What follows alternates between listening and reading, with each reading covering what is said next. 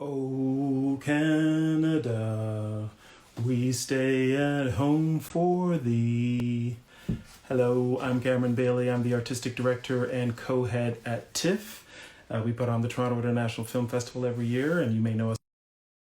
Let's watch a film tonight that I think is just a dazzling film that'll make you stop and think as well. It's called Anthropocene, the Human Epoch, and it is by Jennifer Baichwal, Nicholas de Pencier, and Edward Burtynsky. They made manufactured landscapes, they made watermark. This film premiered at the TIFF 2018 Toronto International Film Festival. We're going to be joined by Jennifer and Nick as soon as I can get them connected. So if you want some drama, stay tuned for that, because sometimes it's a little tricky. Before we start, though, I want to give some shout outs, first of all, as we always do, to all Indigenous storytellers and their communities across the country, coast to coast to coast, to all levels of government, to all government workers who are working so hard to get particularly money in the pockets of Canadians who need it, and to all healthcare and service workers, everyone working on the front line during this pandemic. We want to thank also the organizations and the people who make everything we do at TIFF possible. Our lead sponsor, Bell, our major sponsors, RBC, L'Oreal, Paris, and Visa, and all of our donors and members, probably some of you, I hope, who are keeping us going. So thank you for that. The Anthropocene, you might have heard that term. It is the era we're living in right now. And what that means is it's defined not by geological time, but it's defined by the human activity and what we're doing to actually change the planet. And the film we're going to watch tonight shows us that, to environmental issues and deep thinkers about how complex these issues are. We hope they're joining us now. And there they are, Nicholas de Pencier and Jennifer Baichwal. Hello, welcome. Hello. Hi, Cameron. Hello. How you doing? Hi, everyone. Thanks for tuning in. Thank you so much for taking the time and being here with us on this very auspicious day, Earth Day, and National Canadian Film Day. Your film is about how we humans are changing the planet, have changed the planet. And now that we're in retreat, we humans, and we're indoors, what does the Anthropocene look like on this first ever COVID-19 Earth Day to you? Well, you know, it's kind of interesting because it's a paradoxical moment, because there's so much suffering around the world with this pandemic and so much uncertainty. And yet when you see the pictures of, you know, air quality in Delhi, and, you know, lions lying on the, you know, right on the road in South Africa, game park, but, you know, reserve parks, and even the air here, we're in an interesting time where the earth is getting a break from our species, from the anthropogenic activity that completely defines us, and defines our relationship with the planet. And that is the paradox.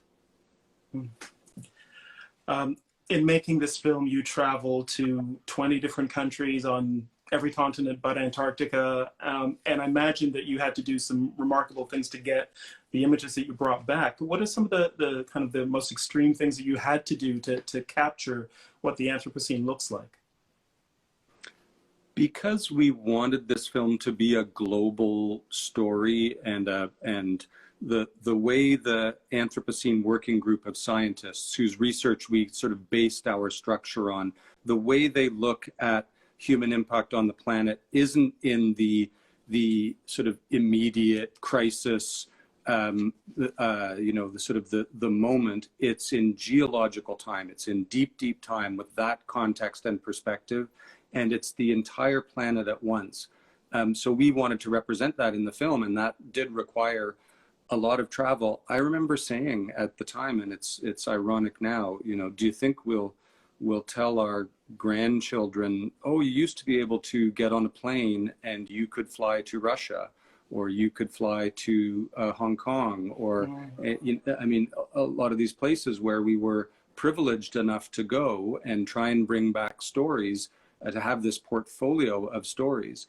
And it's sometimes only in their absence you realize the value of some of those things, which of course right now you can't just do that. Nobody can. But we deliberately tried to connect all of us as a global society by going to these places, and certainly not to cast aspersions or wag fingers and say, oh, look what's happening over there is bad. We're trying to connect all of our complicity and our implication in some of these negative cycles of impact on the planet.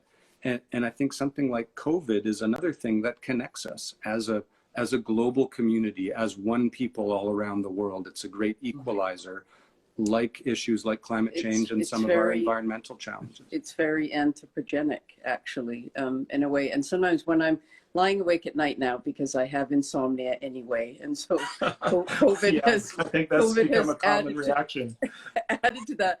But when I wake up, I sort of think in the middle of the night, was it worth it? Was the energy use that we had to do in order to tell this story worth it? Is the awareness that we're raising enough to offset that? And of course, we carbon offset the entire project, which is something, but not enough. And especially now when we look at the air and we look at the way that everything is slowed down because of the fact that we can't go anywhere. But some of the things, we got arrested in Russia. We got... Why did you get arrested in Russia? You just got to just gloss over that. Like, of course we got arrested in Norilsk and were detained a number of times, and we got into a very semantic argument with the what were they called? The FSB, yeah. The FSB, about whether we were journalists or artists, and that was an interesting kind of argument. And in the end, they let us film and let us go, but it was quite hairy at times. And just that, when the environments we're in are challenging environments to film in. And so there's always an element of risk or danger. And then you think about the fact that there are people who live in these environments 24 hours a day. They're working there all the time. That puts our risk in perspective for sure. You worked with Edward Burtynsky, acclaimed, globally known art photographer, and the films that you've made together, Manufactured Landscape, Watermark, and this film, are really known for the look that they have as well. They're incredibly beautiful. They capture the epic scale of change that's happening in the planet. How important are the visuals to the story you're trying to tell and the impact you're trying to have on viewers? Let's just move our head so we can see. There's a Burtynsky in the background. Oh, that's a Burtynsky right there. Okay. Yes. The films are very deliberately contemplative and meditative. So they're not meant to bombard you with facts and figures. They're not meant to, take you on a kind of an essay journey. They are meant to elicit a reaction that is in part intellectual, but also hopefully emotional and visceral. The kind of reaction that comes if we've achieved what we set out to do. It comes from experiencing in a way what we were able to experience going to these places, and that experiential nature comes from the production values. We put a lot of effort into the visual landscape, the oral landscape, into really making the film an experience. So you can get a sense of the scale of the largest machine ever made by humans that is ripping apart the German countryside to expose the coal seam, the dirty lignite coal seam, counterintuitively. I always think of Germany as a leader in alternative energy, and which they are, but still a big part of their energy grid comes from this dirty coal. And you cannot believe the scale. That's often the take home for us. Google Earth and research at home can give you so much in advance, but when you go there, it's often the scale. And that sort of contemplation that comes from just being in these places and witnessing them without someone telling you what to think. I think in a way there's a parallel to be drawn with the situation that any of us now who are lucky enough to be in a home, to have to worry about the day-to-day with COVID, but not in an existential way. there is more time for contemplation in this. The world has hit the pause button in a way. Most of us don't go to our offices or our jobs like we normally would. And that same kind of contemplation, I think, is happening now as we all self-isolate and have a different kind of time on our hands. I will say that the aesthetic nature of the work is what draws you in, and there is a kind of aesthetic seduction deliberately in the work, because without that, I don't think people will pay attention. So you kind of need to bring people in, and it's not by accident that the scenes in the film are sometimes you're not sure what you're looking at the beginning. You start very small, you start on a fragment, and you're destabilized in some way, in a good way, because destabilization is an opening to a different kind of understanding. So you're not quite sure what you're looking at, and then you slowly understand what you're looking at, but you're drawn in because it's so strange. And at that point, your interaction with that experiential understanding is kind of complete. And I think we sort of all believe that to be preached at doesn't really work. And so when you kind of reach your own conclusions about, you know, our impact as a species and our own connection to these places that seem so remote and far away and weird, actually no, they're business as usual places. They're operating 24 hours a day, and we're all implicated in their endeavors. That's important, I think, because I think often people who are not as actively engaged in environmental issues as you are might fear that they're going to be preached at, that, you know, that somebody's telling them that they're bad and we're good because we know how we should be operating and behaving in the world. That is not the approach that you guys take as filmmakers at all. No, we're equally implicated, hence the waking up in the middle of the night wondering if it was all worth it. Hence that. Actually, we have a question from one of our members on that point. She's actually a donor, Cameron Britton, a Share Her Journey donor. In fact, Cameron might be a man, I'm not sure of the gender here. But the question is, film production itself can be very taxing on the environment. How do you reconcile the paradox of the environmental impact of making a film when making a film about humanity's impact on the environment? And do you have any best practices or suggestions in terms of more sustainable filmmaking? It's a great question, and one that we try and be as mindful as we possibly can. I'm going to preface it as our lives have been sort of taken over by tsunami. For anyone who's not part of the film community, I think more than many sort of job sectors, it is really hurting right now. This is the season where tens of thousands of highly skilled workers all across Canada were getting ready to make films, to have their big crews and their big units, have this wonderful creative energy, a huge economic engine in the country, and that's really on pause. And so as a sector, we're all hurting. I would also say we're aware of a lot of initiatives within the greater film industry to try and green the process as much as possible.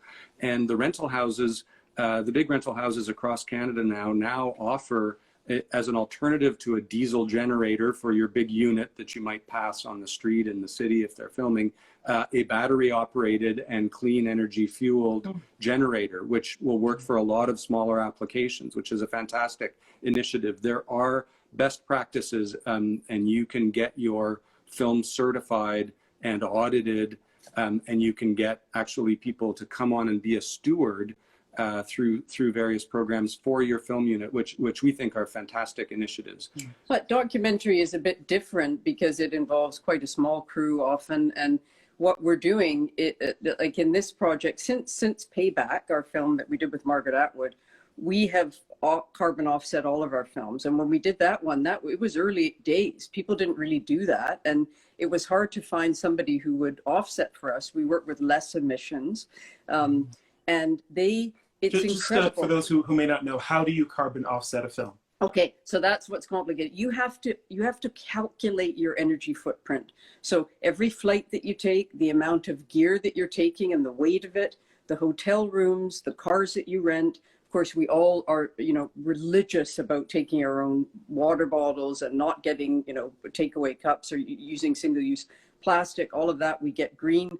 We use green transportation when we can. And then you calculate that whole thing. Then you calculate the cost of post-production, the energy used in editing. Then you calculate the release. And in our case, we also did it for the 2 books and the museum exhibition, and created this whole package of, this was our footprint for this project. We are investing in gold standard offsets in order to balance it out. And I think that that is the way of the future, all the way through release, through film festivals, through everything. We should all be thinking about that at the very least. It's not enough, but it's a start. It's a start. There was another question somewhat similar. This is from Tanis Kinnock, who's a Contributor Circle member at TIFF, who wants to know, did making this film prompt any lifestyle changes for you? I mean, because we took 4 years to make the film, it'd be hard to say one specific change. They would have been incremental. We're always trying to lessen our footprint and looking for every opportunity to try and save energy and live greener lives. And I think this certainly, renewed our commitment to that. I will say, and sorry, just going back to manufactured landscapes for a moment. I've mentioned this before, but there was a scene in manufactured landscapes. It was one of the last things that we shot before we left China. And we were in a suburb of Beijing, driving back into the city in our bus. And we sort of stopped because it was such a weird place. It looked like an industrial wasteland, but it was actually a kind of construction site that was surrounded by condominiums that had already been built, and then condominiums that were being built. But then with this it wasn't even earth, it was some strange thing on the ground. And there was a coal-fired power plant close and big piles of coal everywhere. And we stopped, and I did this 360-degree turn and thought, there is nothing natural in this environment. There's no trees, there's no birds, there's no plants, there's no flowers, there's no weeds, there's nothing. This is where we're all headed. That to me was a huge awakening that then started this, 12-year journey with Burtynsky and these films to try to kind of, raise as much consciousness as possible. And, we're both environmentalists, so we're constantly sort of hammering that home. The Anthropocene educational program that we're doing with the Royal Canadian Geographic Society is a really interesting thing, because it's just being launched now. And of course it was supposed to go into schools, but now all schools are not really in school. So there's hopefully the online nature of it will appeal, but it's a free program through them, and it deals with single-use plastic and with the larger themes of the Anthropocene. And I think that taking the film, we're filmmakers, but creating a museum show and books and this educational program, expanding it to try to invoke as many kinds of experiential understanding as possible through lens-based media was different in this project. It kind of stretched us all to our limits in terms of its scope. That's great to hear. I'd say one of the very happy outcomes as well, along the lines of that question, is that we were really able to reconnect with so many environmental groups. And people ask us always after the film, what can I do? And there are these groups who exist for those of us who aren't going to give up whatever our daily practice is, but we can support groups who actually do full-time extraordinary work. And after the TIFF premiere, when there was this wonderful kind of awareness about the film, we went to all the groups in Canada some of whom we knew and some of we didn't. Some of whom we already work with and are involved. Eco-justice, environmental defense, World Wildlife Fund, Waterkeeper, swim, drink, fish, the Stop Community Food Center. We said, please use this film, have a night for your donors, your members, your community. Use it. Lots of people came down to the Lightbox for Toronto-based organizations, and invariably it said, we'll come, we'll talk, we'll shake hands, we'll be present to try and make it an event. And that's one thing a film like this can do, is be a touchstone and a gathering place to build community. If you're an organization like that, that's hugely gratifying for us. Yeah, it's a great initiative because, as you said, the film encourages you to be reflective, to think, but then after you've thought, you really do want to do something, you want to act. And I know that so many of us who've seen your work have really tried to change our own lives based on what we've seen in your film. So thank you for that. We're going to get started watching Anthropocene at 7:30 Eastern, 4:30 on the West Coast, and that's 9 p.m. in Newfoundland and Labrador, of course. Across Canada, we're watching on Crave. If you're not in Canada, please find Anthropocene wherever you can. Thank you so much for doing this. We're going to be live tweeting the film as well, so join us. The hashtag is TIFF at home. Jennifer, Nick, thank you so much for doing this. Happy Earth Day and happy National Canadian Film Day. Thank you. Stay safe, everybody. Yeah. Thank you, Cameron. Okay. Take care. Take care. Bye-bye.